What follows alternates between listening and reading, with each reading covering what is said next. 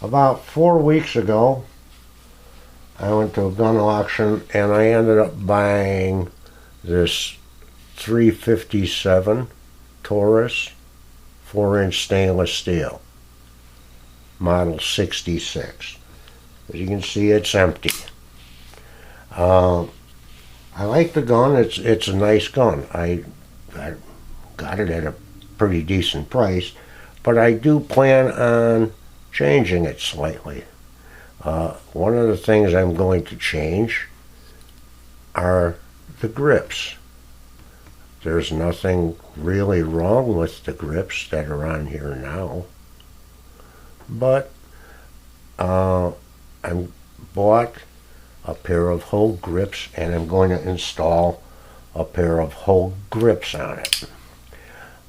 I'm also going to fully disassemble the gun, and I'm going to do a trigger, number one, a good thorough cleaning, although I don't think this gun is that dirty. It doesn't appear as though it's had a whole lot of use. But I'm going to give a good thorough cleaning, then I'm going to do a trigger job on it. The trigger right now is not all that bad, but I'm going to try and improve it slightly. Before I do the trigger work, I want to determine what the current trigger pull actually is. So I'm going to use a Lyman electronic trigger pull gauge that I've had for a considerable amount of time. I'm going to do 3 double action pulls and then get an average of the 3. The first pull double action is 9 pounds 11.5 ounces. And then after I have the 3 double pulls, 9 pounds 6 ounces, I'm going to repeat the process single action. 8 pounds 11.5 ounces. And if we average them, the average of those 3 pulls is 9 pounds 4.5 ounces.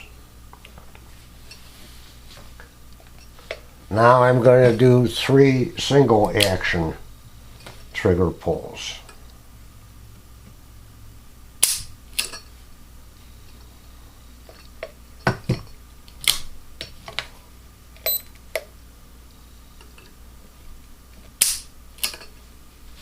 First single action is 4 pounds 10.9 ounces.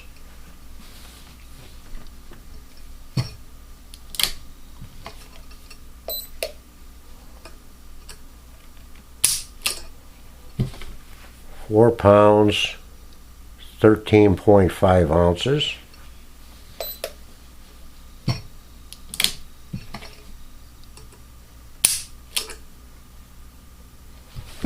5 pounds 7.5 ounces. We'll average them and they come out to 5 pounds. Now after I get the trigger work and everything done on this gun, I'm going to repeat the process and see where we end up. Yeah, what I'm doing here, I'm doing a trigger job on a revolver, and I decided maybe I'd do a little bit of a video on some of the stoning that's involved with doing a trigger job on a revolver. Basically what I'm doing is I'm smoothing out these 2 surfaces right here and here. What happens is the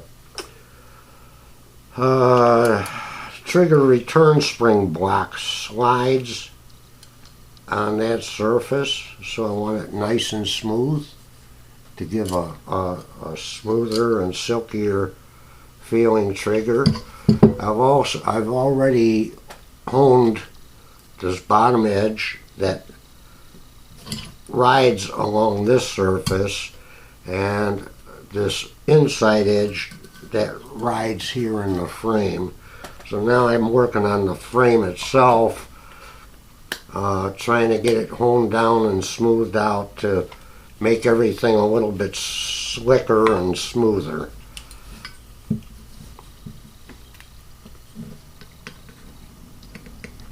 It's important to keep flat surfaces flat. You gotta be real careful that you don't round edges and you don't put crowns in things.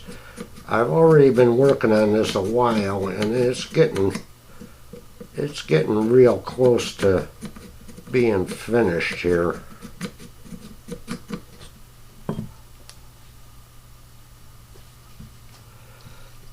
Wipe this off and see how we're doing here.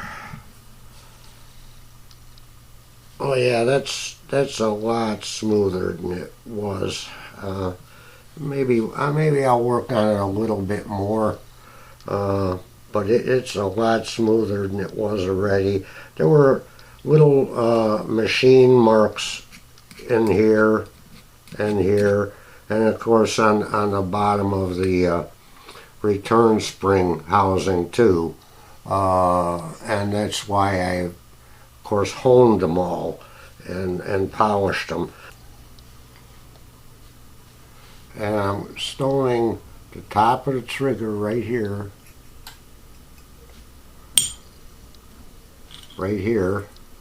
which is flat, and then the round surface on the trigger here, which catches on the hammer. So I'll show you how to make sure things get stoned nice and square. Basically, you work off of a perfectly flat surface. I've got a piece of marble that I use for this, and let me oil things up here a little bit. Oil my stones up.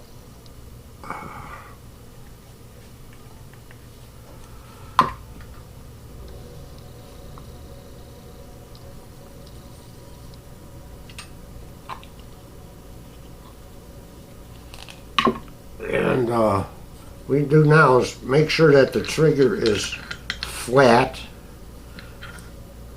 I have to hang the trigger part itself over the edge of the stone because that's wider than the surface up here. And let me see if we can get this here.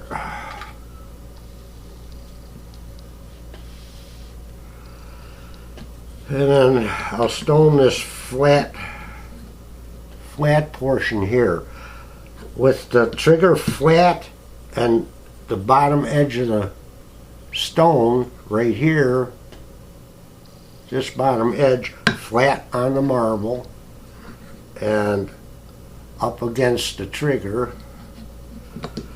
I can get a nice square smooth surface. I'm going to stone this for a while. It won't take much because this is a pretty good shape already. And then I have to do the rounded hook part. And the same thing, keeping the trigger flat. I can just stone the rounded edge.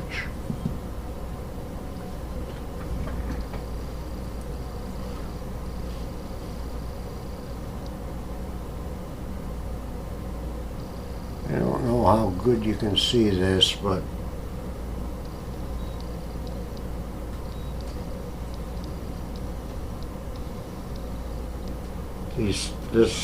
these two surfaces here now have all the machining marks out, and they're nice, shiny, and smooth. There's a flat here and then a rounded hook. So that's all been stoned out already. I don't know if I'll do any more stoning video, but we'll see. Well, I finally got around to finishing the work on the Taurus that I picked up at auction. The first part of the video I showed the trigger pull on the Taurus that I picked up, and I did some trigger work on it. I replaced only one spring, but I did do a lot of polishing. The trigger is way smoother than it was. It's less gritty. I can tell ahead of time that I did shave some weight off of the actual trigger pull, but I don't know how much. So I'm going to give it a shot here and see what kind of weights we get on the trigger pull. The first one is 8 and 10 ounces. I'm going to mark these down. 8 pounds, 10 ounces.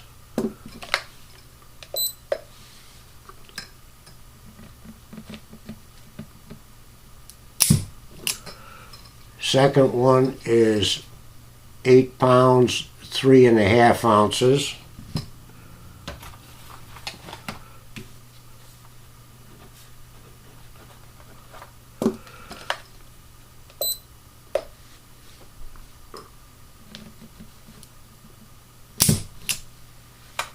And the third one is 8 pounds, 8.5 ounces.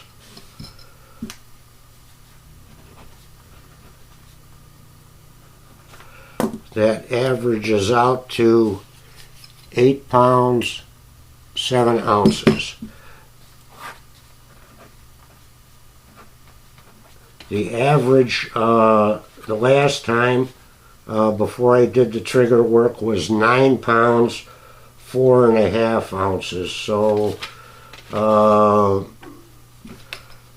let's see, 9 ounces and 4.5 ounces. So I lightened it up 13.5 ounces on the double pull, double action pull. Now let's see what we get on the single action pull. The last time before I did the trigger work, the average was 5 pounds on a single action pull.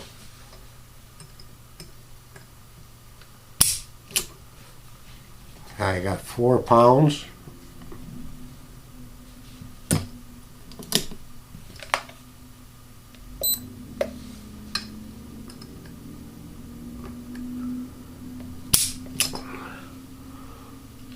£4, 7.8 ounces.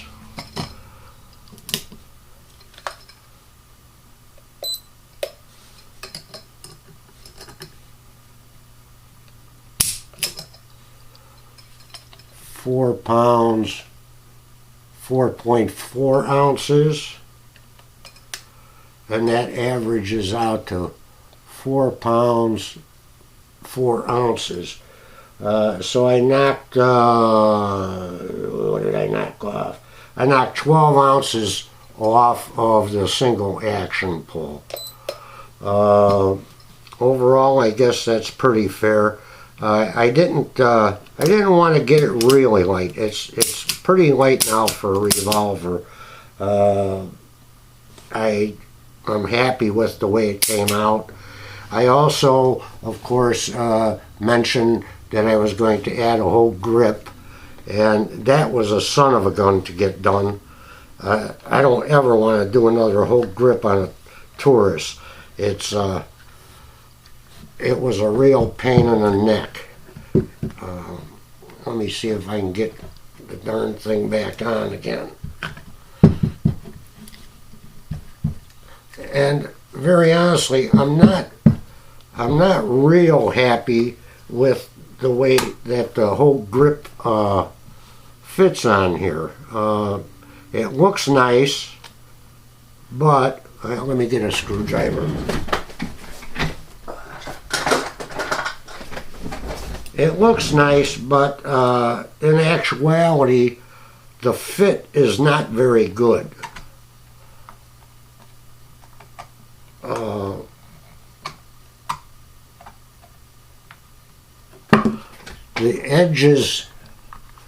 edges of the rubber overlap the stainless steel back strap, and I'm afraid if I take a razor blade or something, it's going to make it worse. I don't want to change it at all.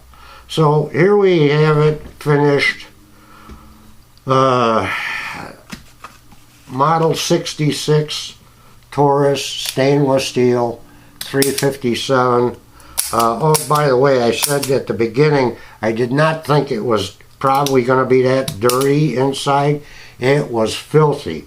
I don't know I don't know what the deal was, but the inside was caked with dried grease. It took me forever to get the cleaning done. So anyhow, that's that. The trigger job came out pretty good. I could have lightened it up some more than I did. Basically, I could have put in a little bit lighter hammer spring than I did by another pound. But I put in, what did I put in? I put in a 10-pound hammer spring, and I didn't want to go any lighter than that. And then I also changed a rebound spring, and the rebound spring I put in was a rebound, or some people call it a trigger return spring. I put in a 10-pound. I think the factory was 12-pound. I don't know. But overall, the gun is done. I'm happy with it. Take care.